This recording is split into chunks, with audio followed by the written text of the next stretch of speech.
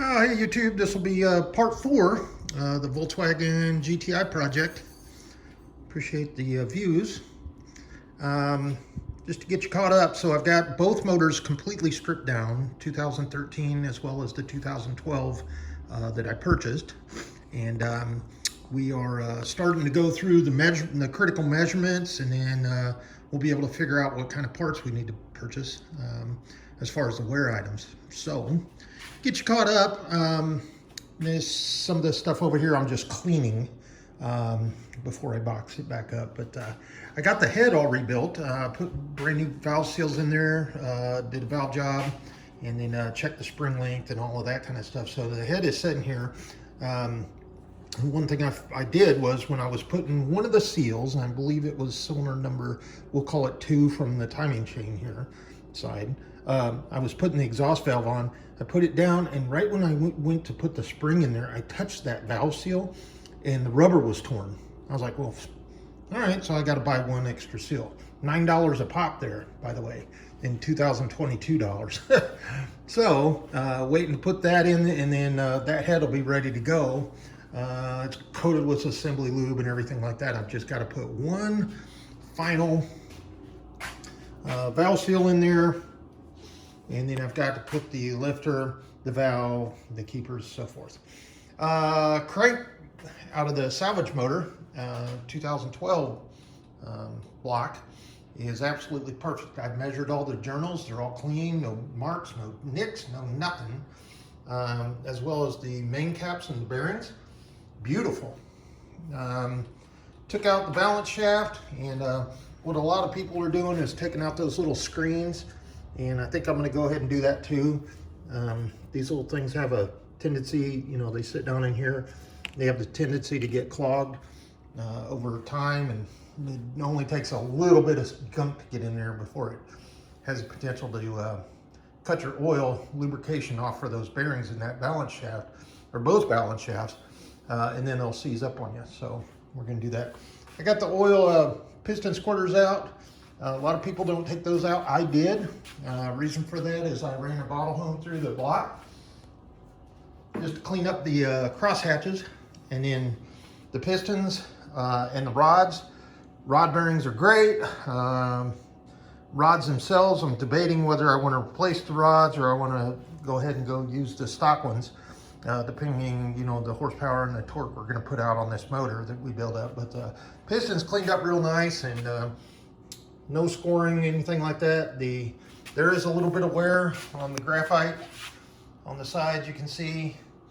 But I got everything cleaned up on those, and then looked at all the pistons rings. It's got the old version oil rings on it. So if I decide to do a re-ring job on this versus, well, even if I go and buy the new pistons, depending on how these spec out, I could do a re-ring job, or I could buy replacement pistons. If I buy the re-ring job and just the rings, they're about $100 per set. So 100 here, 2, 3, $400.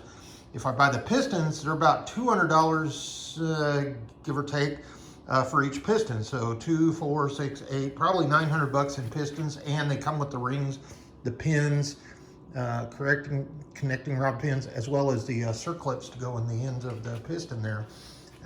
Depending on what I want to do there, but yeah, everything cleaned up really, really nice. And like I said, if I buy the new rings, they'll be the upgraded oil rings.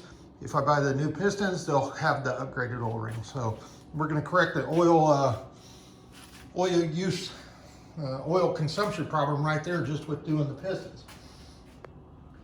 Show you the block, all cleaned up, coated in WD-40 right now, but all the gasket surfaces all cleaned up, and timing chain side, swatch plate side, that little oil separator cap that goes there, as well as oil filter housing and water pump. And then I ran a flex hone.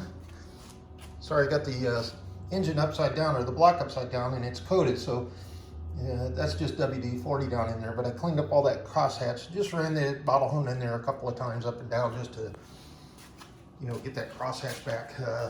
You know, since we're going to do new rings, whether they're on new pistons or new rings, want them to seat properly.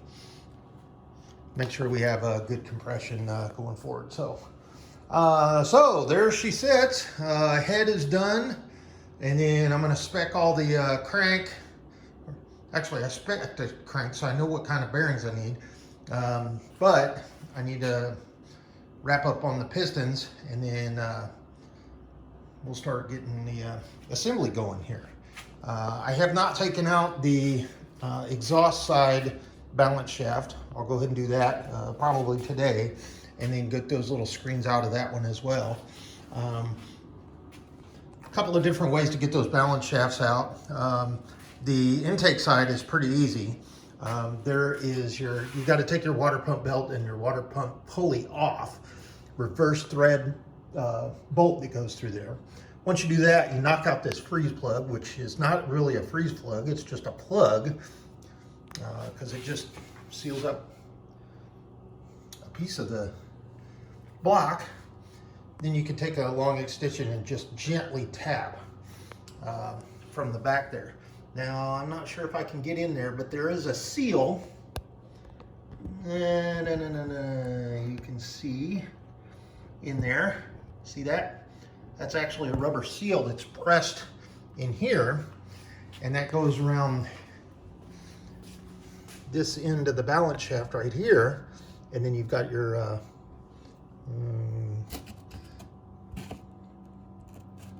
belt for your water pump and the bolt, the bolt that goes through there. So on this side, however, if you knock out that freeze plug back here on this side, it does seal your water jacket. So you'll be getting a new freeze plug if you elect to do it that way. Now there is a special tool. It has a little prong on it, kind of like a crowfoot, and then you use a slide hammer to tap it out. Some people will use a crowbar. Right now I'm going to do the safest thing and leave it alone right now, and then I'll get it out later today or so, and like I said, pull those screens out. So not to be repetitive, but that's the plan. The old engine, there's the bits and pieces that blew up. I've got a lot of pictures that I took. It pretty much blew up the rear two cylinders. So when I say rear, I call it piston number 3 and piston number 4. That's the pistons closest to the torque converter side, or the transmission side, opposite of the timing chain. And it just absolutely blew those rods.